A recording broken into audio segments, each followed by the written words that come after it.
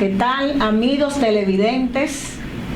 Y a ustedes que nos sintonizan por las señales de Claro TV, Canal 74. Y los amigos televidentes y los amigos que nos siguen a través de las diferentes redes sociales. Así comienza su programa Palabra a Tiempo.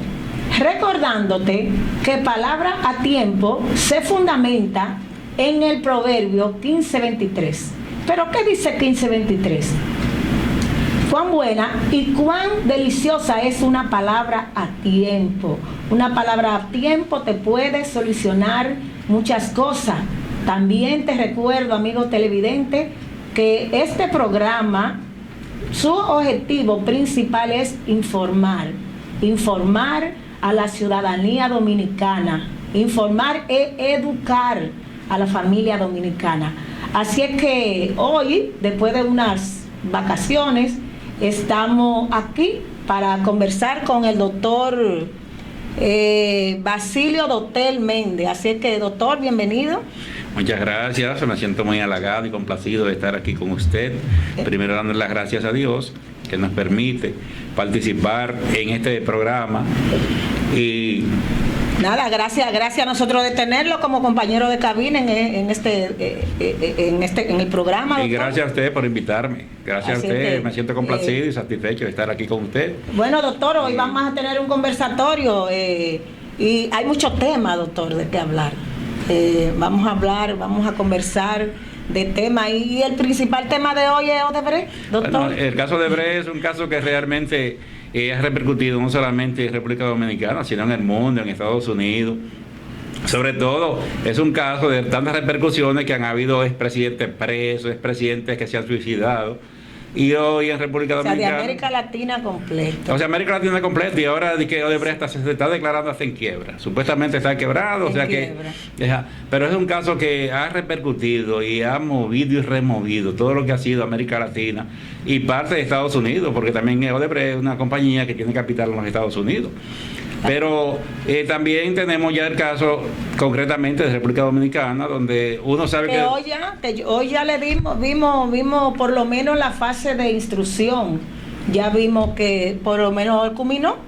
Y no solo eso, sino que es un caso que uno sabe que aquí fue mutilado, o sea que aquí los que realmente deben estar en ese expediente, lamentablemente no están. Entonces fue tan segregado que personas que no debieron estar y que no tuvieron la primera fase del proceso, los incluyeron porque excluyeron a otros que sí debieron haber quedado ahí para completar un expediente y mantenerlo abultado, que es el caso que tenemos de, por ejemplo, Chubac, que hoy se editó un lugar, pero yo creo que en el caso de Chubac, particularmente no se ha hecho justicia con editar un lugar. Si no se está tratando de corregir lo que fue una injusticia que se cometió al incluirlo en ese expediente. Siempre dijimos que no son todos los que están, ni están todos los que son. Todo lo que son. Sí, pero mira, en el caso, por ejemplo, de Chu, o sea, no vamos a decir que los demás sean culpables o que sean inocentes, porque claro, independientemente de que vayan a un juicio de fondo, se va a determinar es en el juicio de fondo hasta dónde hay culpabilidad o inocencia de parte de ellos. Inclusive en el juicio de fondo, claro, pueden ser descargados porque hoy era la fase de instrucción, de instruir el caso. Pero si el juez de la fase ya del fondo entiende que se han violado o se han violentado algunos derechos de los imputados que hoy fueron llevados para juicio de fondo, pues pueden ser descargados también. Lógicamente, sí, pero en el caso de Chu, que podríamos decir que mucha gente entiende que con él se hizo justicia. O sea, yo no entiendo que se hizo justicia. Yo entiendo que con él se está tratando de resarcir un poco del daño que se le ha hecho tanto moralmente, físicamente, económicamente, políticamente, pero no solamente a él, sino a su familia, a su entorno, a la gente que realmente de una manera u otra se sienten ligadas con él. Entonces, claro, es un caso que llama mucho la atención, porque es que él ni siquiera estuvo inicialmente en el expediente. Lo incluyeron como fue para hacerle una maldad. O sea, te vamos a meter ahí para joderse la vida, para, ¿cómo se dice? Complicarte la vida. Complicarte la vida. Bueno, entiendo. Entonces, lamentablemente, la justicia aquí se maneja, como decía, yo siempre he dicho que la diosa Temis, aquí se levanta la venda de un lado, cuando va a condenar a alguien, y también se levanta del otro cuando va a absorber a alguien. También he dicho que la justicia aquí es como una víbora, o sea, por ejemplo, una víbora, que la serpiente, que al descanso lo muerde, pero que está bien protegido, bien encarcelado, no le pasa nada. Qué pena que no haya aquí una justicia confiable, y que la gente se sienta identificado con una justicia que no pase de ser una de justicia. La gente se queja, uno ve los noticieros y la gente dice, aquí no hay justicia, aquí bueno, y lo vemos como que hay un manejo, porque el Ministerio Público es el encargado de instruir un expediente, sobre todo en la fase penal, cuando el caso es un caso penal. El Ministerio Público es el encargado de instruir esos casos. Entonces, si la ciudadanía no confía en el Ministerio Público, entonces hay una denegación, uno vería como una denegación de justicia. Y donde no hay los preceptos jurídicos no son confiables, es un país que una desconfianza. Mira, aquí se podría hablar de lo que es la injusticia de la justicia.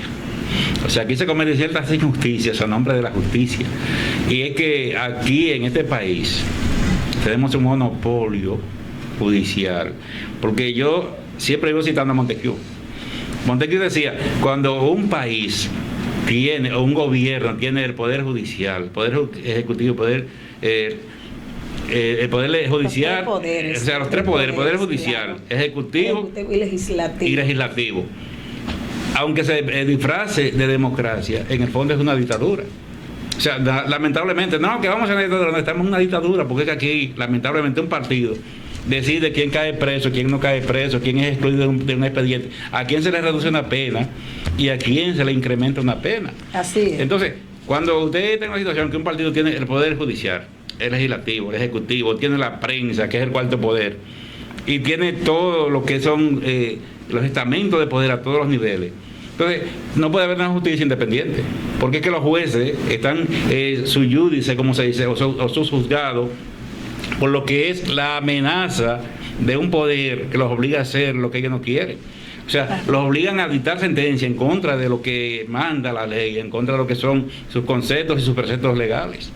Pero fíjese que usted habla de los jueces, pero hay jueces que son muy probos, muy serios en el tren judicial. Tenemos algunas excepciones. Y que usted, claro, y que lo conozco yo, que no van a torcer en el momento que tengan que llamar, que le escuchen una llamada de que tú tienes que hacerlo a tal y cual, no van a coger esa. Es una gran minoría. Pero lamentablemente hay una minoría que sí, quizás, sí. No tengo juicio de causa para decirlo concretamente que sea así, pero es lamentable, y uno ve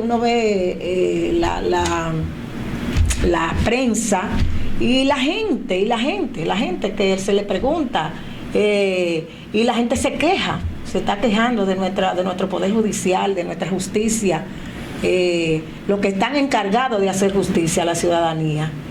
Porque si no hay seguridad jurídica, mire el caso, doctor, esta persona que se han muerto en los hoteles. Sí, de los turistas. El caso de los turistas, sí, el caso de los turistas.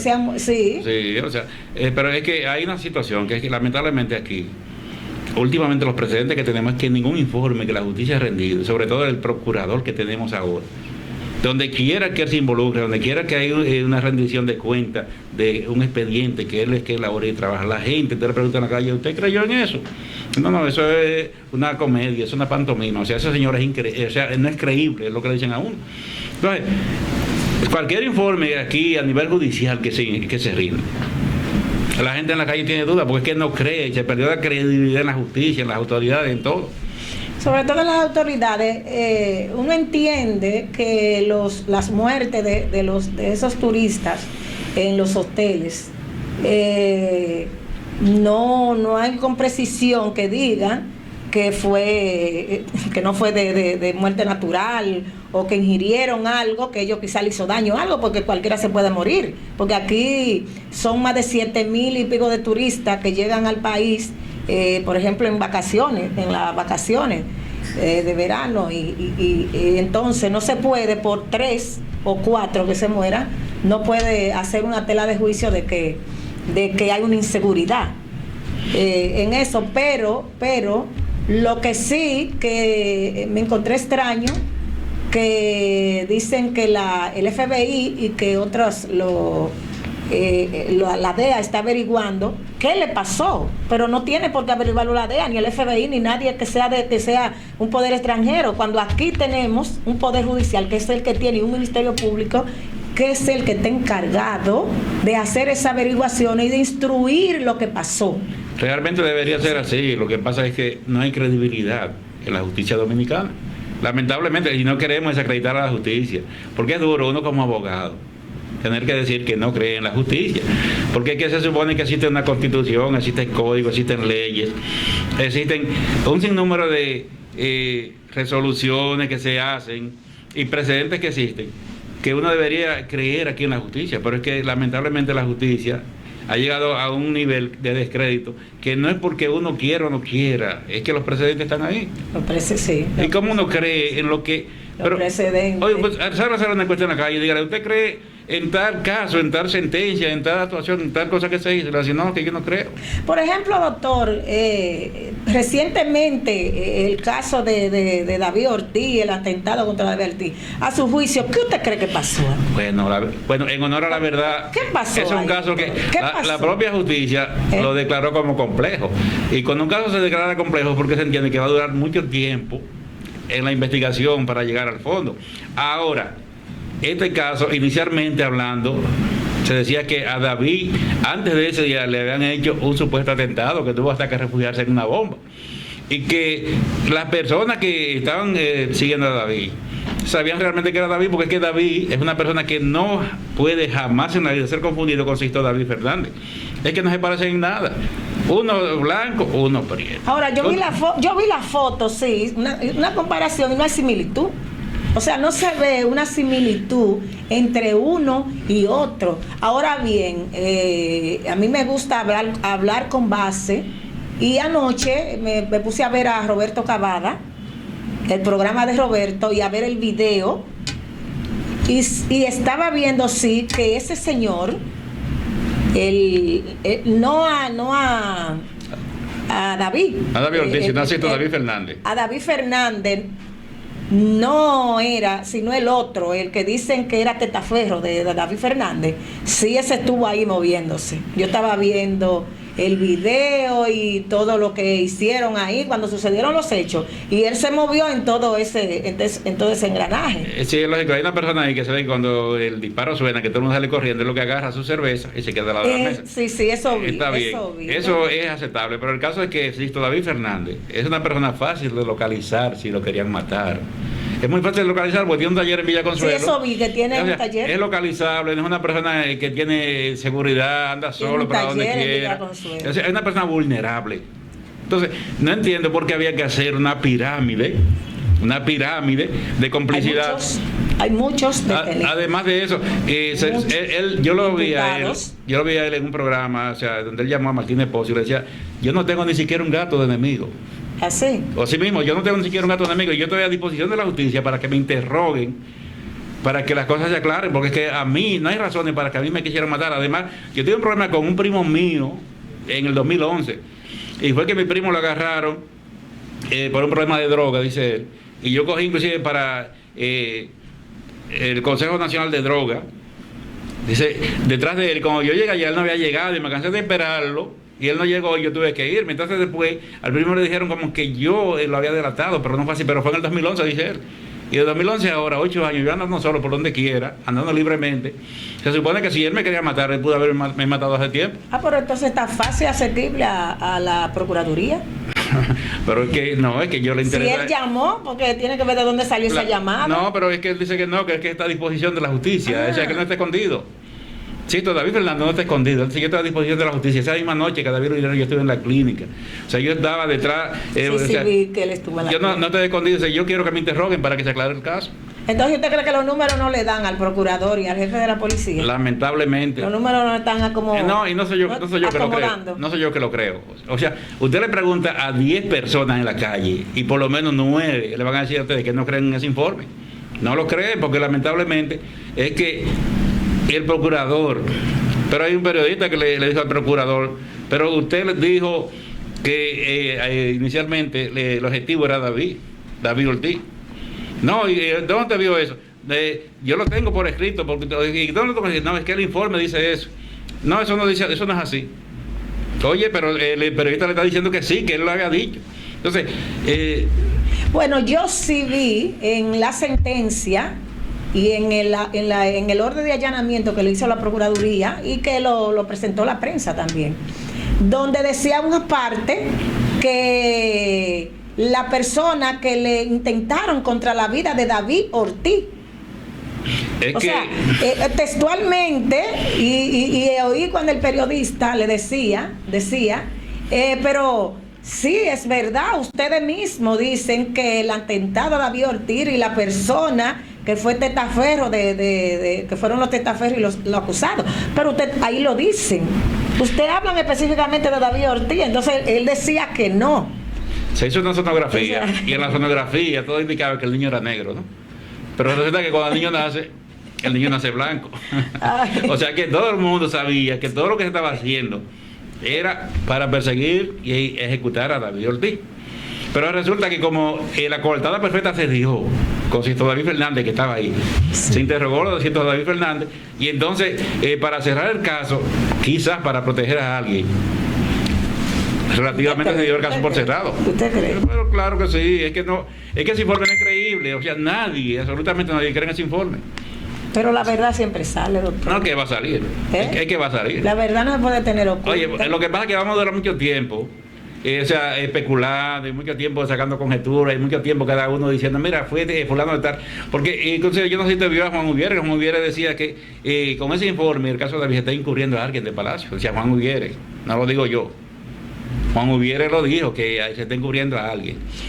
Yo no creo mucho en todo lo que dicen las redes, porque hay muchas informaciones que quizás no son verídicas, pero sí vi en las redes que decían que David Ortiz había hablado y que había involucrado a 2 legisladores del partido de gobierno.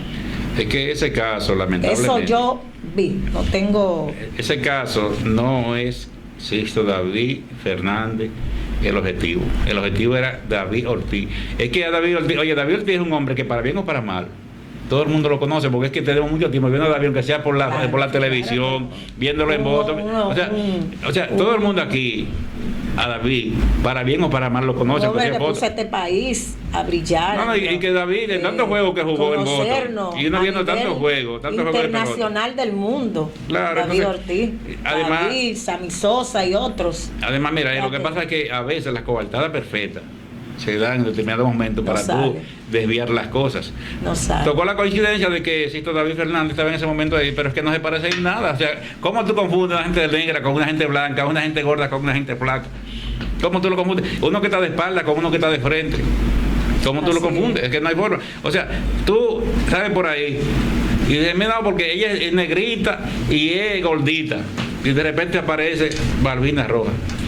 Doctor, otro caso que lo vamos a tocar, y es el caso de Blas Olivo, del periodista, ¿se acuerda? Sí. Que fue muerto por ahí en el 2015. Sí, en el 2015. Camino de Bonao, ¿verdad? En Bonao, Camino de Bonao. Vamos a ver qué le parece. Hoy hubo sentencia. Sí. Entonces, pero eso lo vamos a hablar después de una pausa comercial.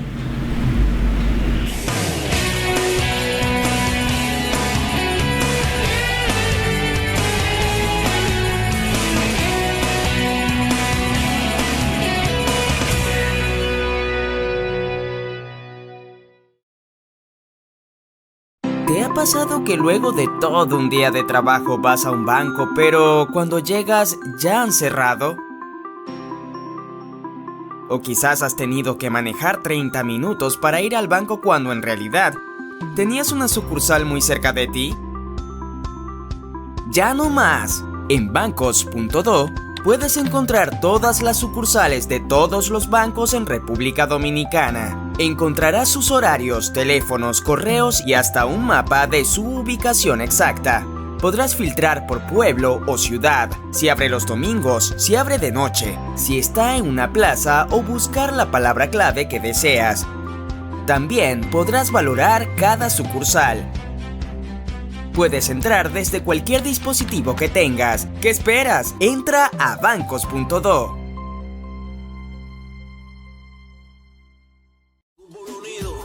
El Cibao marcha el domingo 14 de julio en Santiago. Marchemos por el fin de la impunidad, por una justicia independiente y en contra de la reelección porque es más corrupción. Ven el 14 de julio a la gran marcha del Cibao. No te la puedes perder. Es una oportunidad de hacer patria y proteger a tu familia.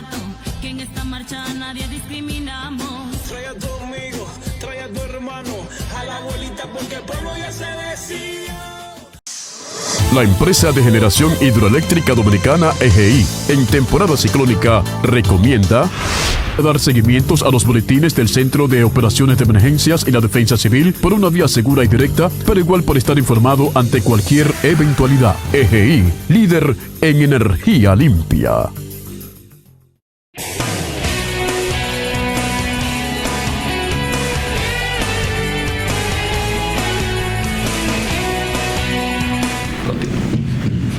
Seguimos conversando con el doctor Basilio Dotel Méndez y tratábamos, doctor, dejábamos el caso de Blas Olivo. Me gustaría que nos refiramos al caso de Blas Olivo, sí, que recientemente hubo una sentencia después de 3 años, desde el 2015 se estaba, sí, y había muchos reenvíos, vi los familiares que se estaban quejando porque hubo muchos reenvíos, pero ya hubo una sentencia. Sí, realmente el caso de Blas Olivo es un caso que, o sea, conmocionó, como se dice, la sociedad, porque es un periodista que se manejaba con cierta independencia, o sea, que tenía cierta coherencia, y en el momento que lo mataron entendía que era porque él no se dejaba como subyugar, no dejaba que el gobierno lo avasallara.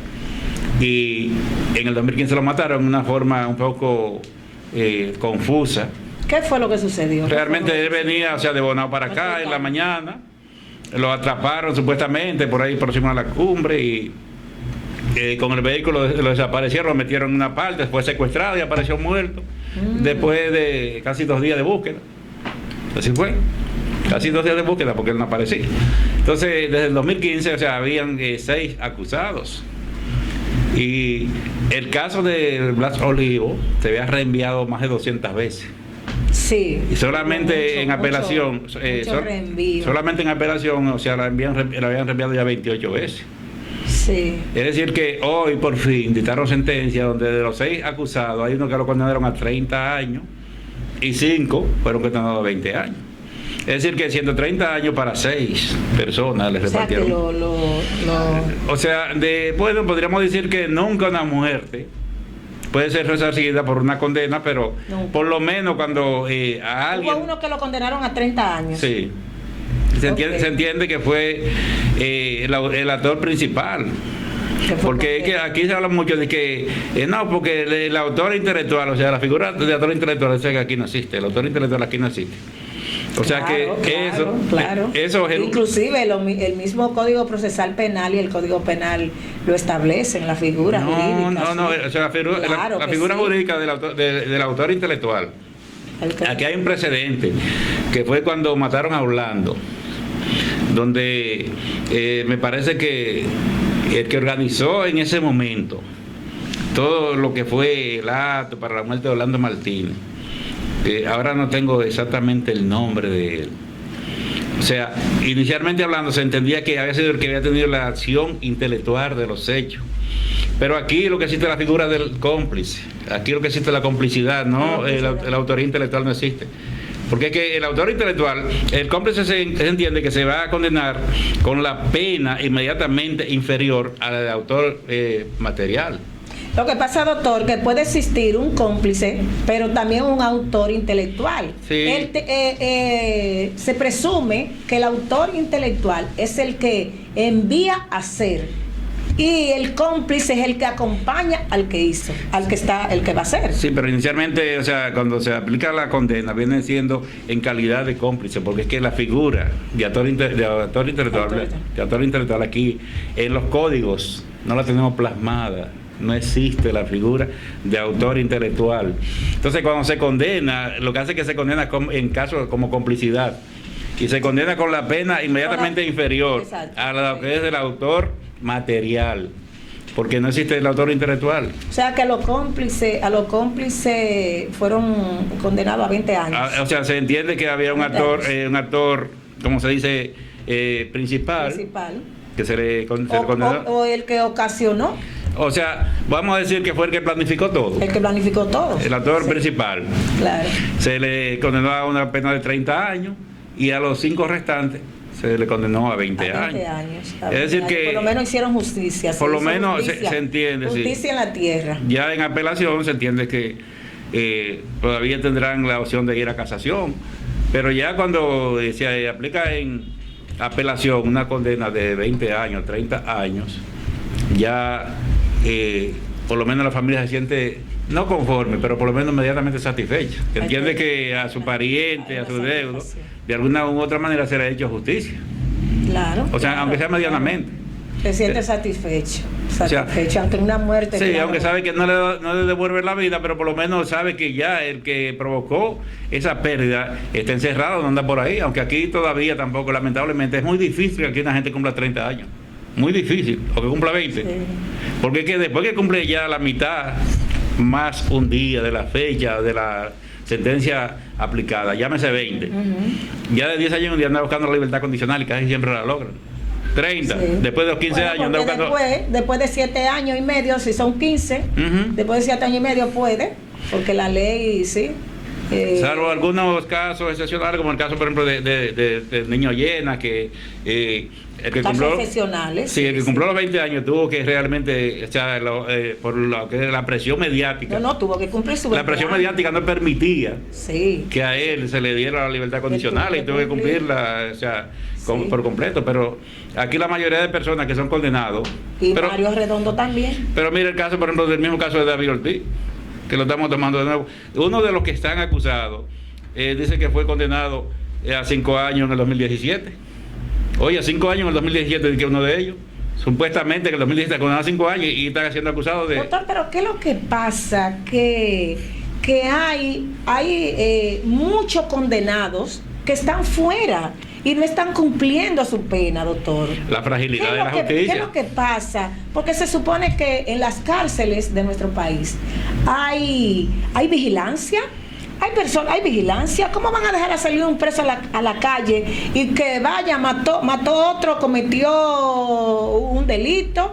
Y entonces, pero eso es improcedente. Entonces, de verdad que no hay seguridad jurídica.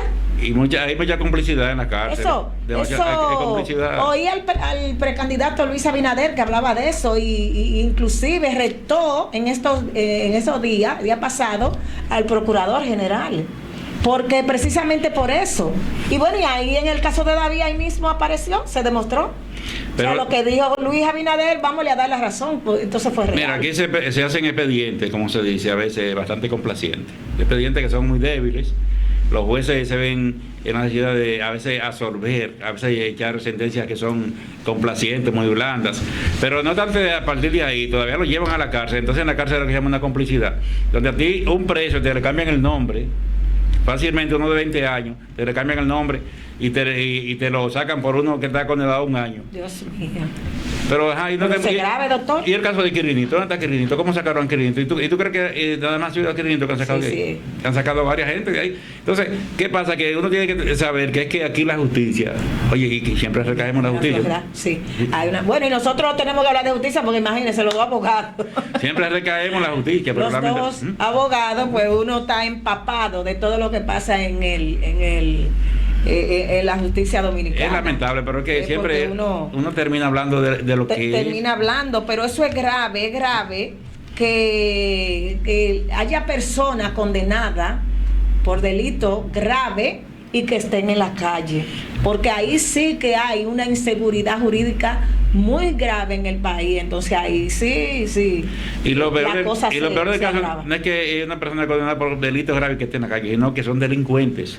Bueno, y que salen a delinquir y son reincidentes.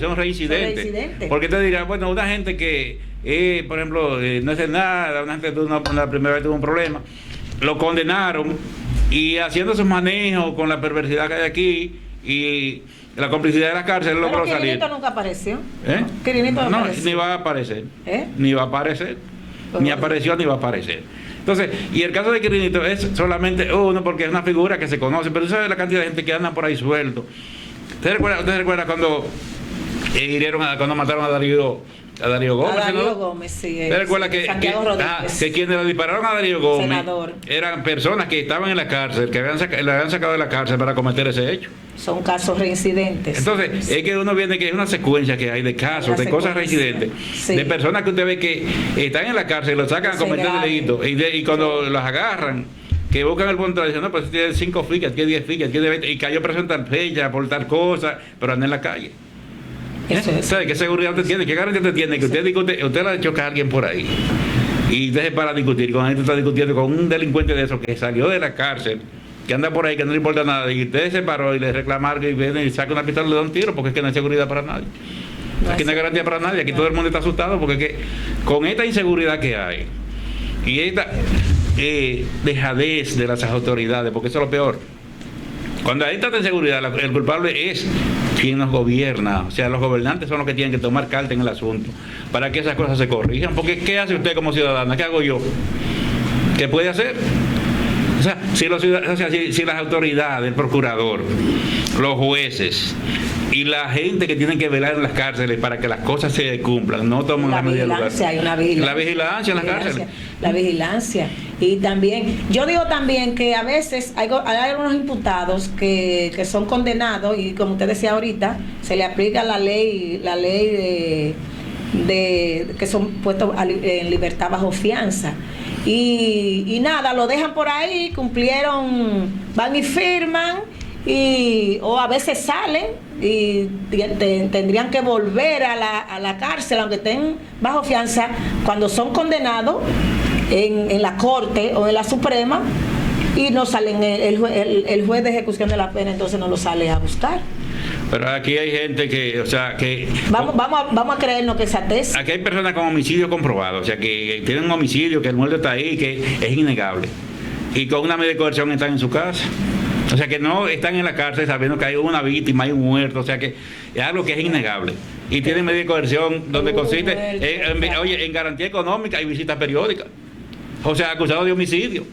Entonces, ¿cómo uno no se va a quejar de la debilidad de la gente? No, porque cuando hay un muerto ahí, que sabe que usted ve que lo mató y se demuestra que está el arma, está el cuerpo, está usted y todo se demostró de que usted realmente fue el que participó en ese hecho, se comprobó. Sí. Y fue condenado, por ejemplo, en primera instancia. Y usted está en una corte de apelación y está con una medida de coerción consistente en una garantía económica y visita periódica. Entonces, o sea, ¿dónde está la justicia? Porque se supone que todo el que está acusado de homicidio y comprobado ya y condenado en primera instancia debe estar en la cárcel. Y no con una medida de coerción, con una visita periódica y garantía económica. Entonces, como quiera que usted analice la justicia aquí, como quiera que la analice. No, y que es una responsabilidad del Estado. Ajá, pero es lógico, porque es una responsabilidad del Estado. Así mismo es. Entonces... Porque, óyeme, porque aquí no se cumple, pero... un delincuente que esté condenado y esté en la calle y a un ciudadano le pase algo con ese delincuente y compruebe que está condenado, el Estado, si fuera en otro país, el Estado puede ser demandado. Lógicamente. El Estado y el Estado debe de resarcir a ese ciudadano. Eso es en otro país, claro está, porque aquí uno no puede, lo hizo y ya, y no pasa nada. Pero en otro país es así, la ley. Esos son daños a veces que son irreparables, porque mira qué pasa. Es que esa gente que están acostumbrados, porque dicen que lo difícil es robar la primera vez. Oye, lo difícil es matar la primera vez. Y todo lo difícil es la primera vez. Después que una persona ya mató, y sabe que ni siquiera le ha ido tan mal y que está suelto. O sea, a partir de ahí, para él la vida del otro no vale nada. Ay, Y sí. decirle, mira, es que a mí no me importa matarte porque yo sé lo que es la cárcel. Claro. Y yo ahorita estoy suelto. Y a veces está acostumbrado. Y te amenazan de manera descarada. Sí. Y te meten miedo y dicen, no, pero es que Sí. yo te mato, yo te preso ahorita. Yo he matado tanto, mira, estoy aquí. Por ejemplo, mire, en mi pueblo, de un campo de Nagua que yo soy, un joven fue de a vacacionar donde unos amigos, un amigo nuestro. Y el joven fue con una pistola ilegal que andaba, y él había acabado de salir de la cárcel, que también estaba condenado. Ujú. Sí, y entonces él fue con un primo allá, y el joven andaba con la pistola. Ha dicho un muchacho que se crió ahí en el patio. Él le dijo a uno, porque él fue a vender la pistola. Oye. Él quería dinero y él fue a vender esa pistola que andaba ilegal. Esa pistola tenía como 15 muertos o 16 muertos. Mire, y el joven le dijo al que le iba a comprar la pistola, así mismo dijo él, pero tú vas a meterte a comprar esa pistola y tú no sabes cuántos muertos tendrá esa pistola. Mire, ¿sabe lo que dijo el delincuente? Y tiene 15, ahora va a tener 16. Y Oye, lo mató. o sea, para que no Y hable. no ha aparecido. Para que no hable. Y no ha aparecido. El primo sí. Sí. Ese está preso. Sí, pero el Óigame, homicida. El homicida no lo ha aparecido por parte. Simplemente porque estaba hablando. Él le dijo, no, tú dices que son 15, ahora van a ser 16. Lo dijo. Y lo mató. Lamentablemente nosotros tenemos aquí una sociedad. Así, oiga cómo es que anda la sociedad. Uno ni siquiera, ya usted tiene que saber hasta con quién habla, porque gente desconocida, que usted no sabe, ahí apareció un muchacho muerto, y ya van casi para dos años casi, Ahora, y no ha aparecido. el problema de la degradación social aquí es que no Sí, hay comienza, mucho. no comienza de abajo hacia arriba, sino de arriba hacia abajo. Porque como usted ve, o sea, y se pone a buscar referentes de personas que usted conocía antes, que conoce ahora, que vivían en barrios y que no tenían nada, y que de repente usted lo ve con esa bonanza, esa exhibición de riqueza y de opulencia. Y esos jóvenes que se criaron junto con ellos, que dicen, pero fulano era pobrecito igual que yo, y mira cómo está. No, y una reflexión en ese caso, doctor, y es bueno que los amigos televidentes tengan eso en cuenta, que no opinen de nada cuando no conocen a alguien, cuando una persona que llega a un sector o a un lugar y usted no lo conoce, es mejor usted quédese callado y no opine, porque fíjese, por ese joven opinar, Ujú. lo mató. Así mismo es. Sí. Entonces, Es una reflexión que nuestro país, que nuestra sociedad, es lamentable, nuestra sociedad debe reflexionar. aquí, ¿Qué estamos haciendo? aquí en verdad estamos en una ¿Qué situación. estamos haciendo? ¿Qué le estamos dejando a nuestros hijos, a nuestros nietos también? Porque las cosas están difíciles. Hay mucho problema, y mucho problema y quizás no desde abajo hasta arriba, sino ahora desde arriba hasta abajo. Sí, que es de arriba hacia abajo, la de descomposición arriba social. hacia abajo. Porque es que cuando el gobernante no se respeta a sí mismo y O respeta los al que gobernado. lo gobiernan. Sí, cuando el gobernante, ¿no? Claro. Que es el que está en la obligación de respetarse primero a sí mismo y luego respetar a su gobernado. No se respeta. Los gobernados tampoco no se sienten con la obligación de respetar al gobernante. Entonces, hay una descomposición arriba, en el medio y abajo. Porque usted dice, pero aquí todo el mundo miente, porque el presidente miente. El presidente no está hablando mentiras. Y usted hablando de esas reflexiones, hay un tema que lo vamos a tratar, y es sobre la ideología de género, pero vamos primero a unos comerciales, doctor, y cuando venimos vamos a hablar de la resolución de la Secretaría Del Ministerio de Educación. Del Ministerio de Educación.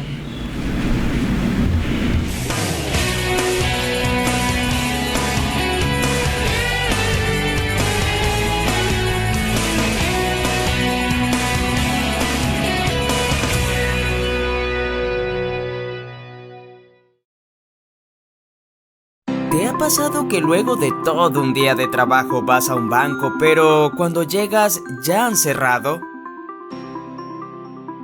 O quizás has tenido que manejar 30 minutos para ir al banco cuando en realidad ¿Tenías una sucursal muy cerca de ti? Ya no más. En bancos.do puedes encontrar todas las sucursales de todos los bancos en República Dominicana. Encontrarás sus horarios, teléfonos, correos y hasta un mapa de su ubicación exacta. Podrás filtrar por pueblo o ciudad, si abre los domingos, si abre de noche, si está en una plaza o buscar la palabra clave que deseas. También podrás valorar cada sucursal. Puedes entrar desde cualquier dispositivo que tengas. ¿Qué esperas? Entra a bancos.do.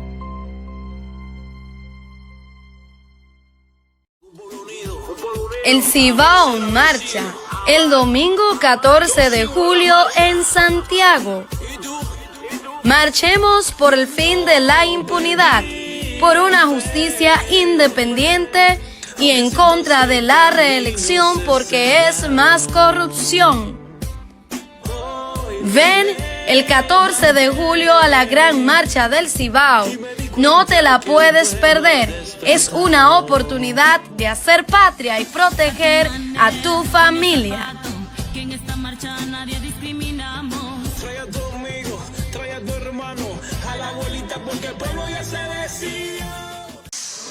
La empresa de generación hidroeléctrica dominicana EGI, en temporada ciclónica, recomienda dar seguimientos a los boletines del Centro de Operaciones de Emergencias y la Defensa Civil por una vía segura y directa, pero igual por estar informado ante cualquier eventualidad. EGI, líder en energía limpia.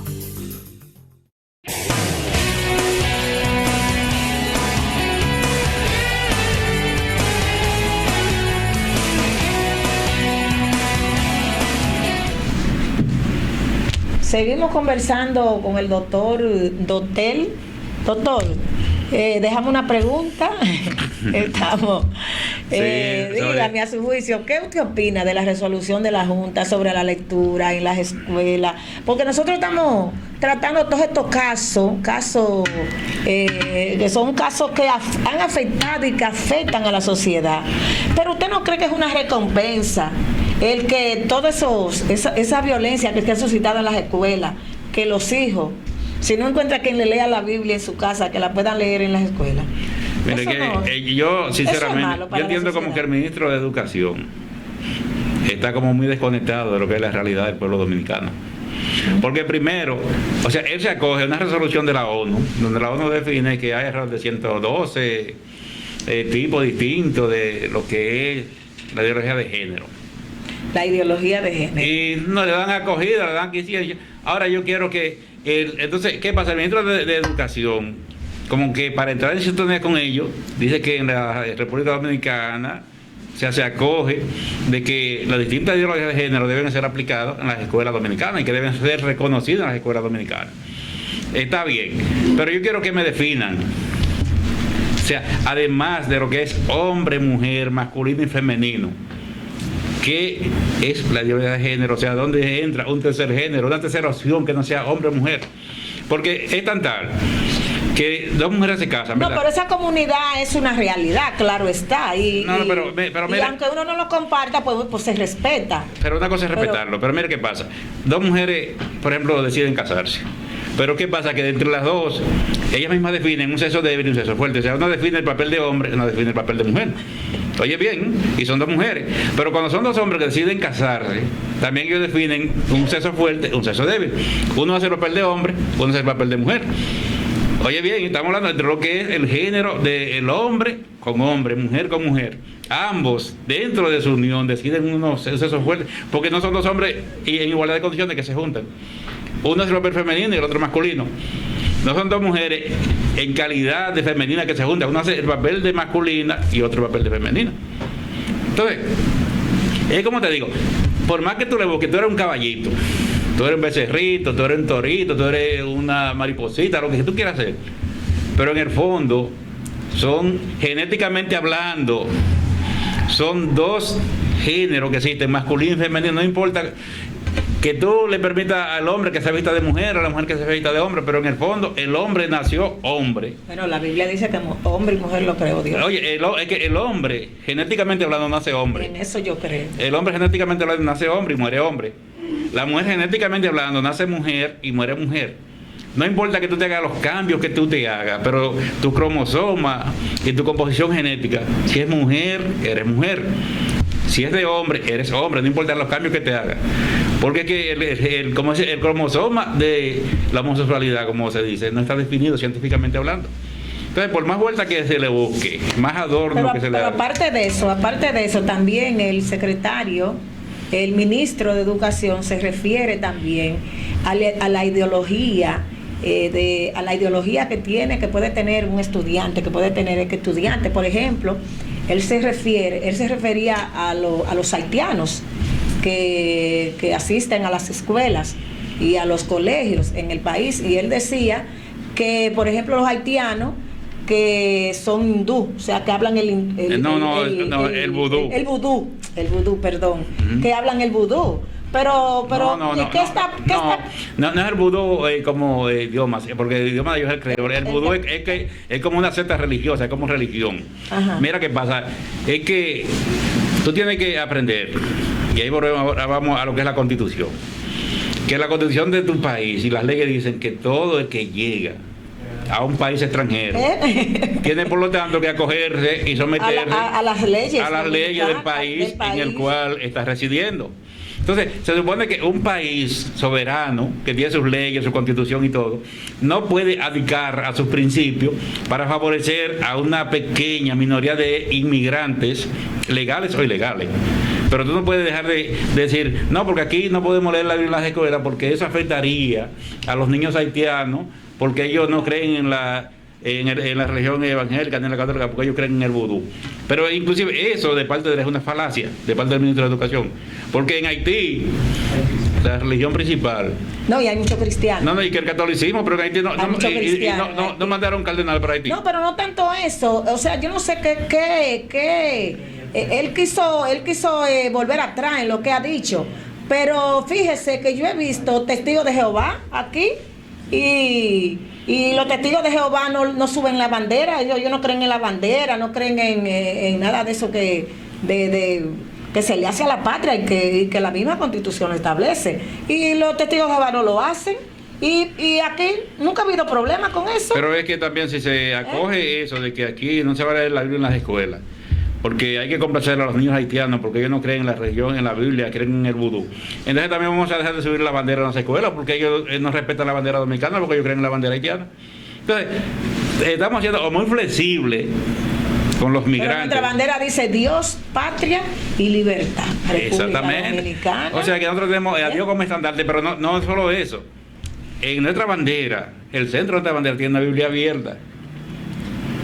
Oye, tiene una Biblia abierta. ¿Tú no has visto? El escudo de nuestra bandera está en el centro de la bandera, y el escudo tiene una Biblia abierta. La Biblia abierta. Entonces, se supone que si nosotros tenemos a Dios como estandarte, amén, patria y libertad, amén, y tenemos una Biblia abierta en el centro de la bandera, en el centro del escudo, entonces se presume que este es un país meramente religioso, creyente en Dios, porque Dios primero como estandarte. Entonces, yo no sé de dónde es que este ministro que tenemos de Educación ha sacado ese sinnúmero de cosas que están entrando en contradicciones constantemente con lo que es la sociedad dominicana. Sí, porque eso, lo primero, cuando él habló de no leer la Biblia en las iglesias, eso levantó a todas las comunidades religiosas aquí. Sí. Pero también cuando aún la misma católica. Lógicamente.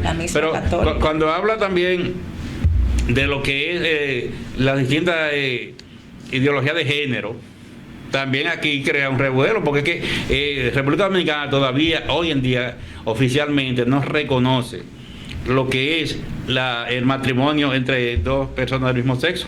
Entonces, por lo tanto, aquí no hay libertad de acción para que dos personas del mismo sexo se casen. Entonces, por lo tanto, o sea, aquí esa libertad de género, aquí legalmente, no está perseguida, pero tampoco no está reconocida. Entonces, por lo tanto, hay que ser cuidadoso con eso, porque son muchas cosas que este ministro de Educación quiere hacer, a diferencia de los otros dos, porque de tres ministros de Educación que han habido en estos últimos gobiernos, dos han salido a aspirar al presidente, Y ahora yo no sé, cuando salga de ahí, ¿a qué será que va a aspirar? Yo no sé cómo él no se fijó que una mala interpretación de lo que dijo nuestra querida Farideh Raful, una mala interpretación de lo que ella dijo, la quisieron sepultar. Así mismo, entonces, la crucificaron. Y una reflexión, doctor, que ya tenemos 2 minutos para, tenemos poco tiempo para terminar, una reflexión que usted quiera dejarle a los amigos televidentes, a los amigos que nos siguen por las redes. Sí, pasa el tiempo rapidísimo. Este tema es a mí me encanta este tema. Vamos a tomar 1 minuto cada uno para una reflexión al pueblo dominicano. Bueno, vamos a pedirle a los dominicanos que tengamos fe en que las cosas van a mejorar, en que tenemos un 2020 que nos da la oportunidad de utilizar los recursos que tenemos en nuestras manos para que las cosas comiencen a funcionar de manera distinta. Que no desaprovechemos esa oportunidad que tenemos en el 2020 para producir cambios, y los cambios que realmente el pueblo está esperando. Y que entiendan que aquí estamos viviendo una situación bastante difícil, que no hay respeto por nada ni por nadie, que aquí la vida no vale nada y que estamos viviendo como si fuera una selva de cemento. Y darle las gracias a la licenciada Balbina Rojas por habernos invitado aquí a su excelente programa. Siempre este programa estará a su disposición. Pues yo también quiero dar una reflexión, y qué bueno que puse el tema de la Biblia en las escuelas. Qué bueno sería, y de verdad, que los niños desde pequeños le lean la palabra de Dios en las escuelas. Por muchas razones, nos ahorramos muchas cosas. La misma palabra de Dios, y con este versículo quiero despedir el programa de hoy, la misma palabra de Dios le dice que los niños, que crían los niños bajo el temor de Dios, y aun cuando sea grande no se apartará de ellos, de esos valores, y una de la parte, como me enseñaron a mí en la escuela desde pequeña, fue la moral, la cívica y la religión. La religión en el sentido, no religión, sino leer la palabra, que la persona cuando tiene temor de Dios se exime de muchas cosas. Así es que hasta la próxima. Estuvimos dándole las gracias a los amigos televidentes. Bye bye.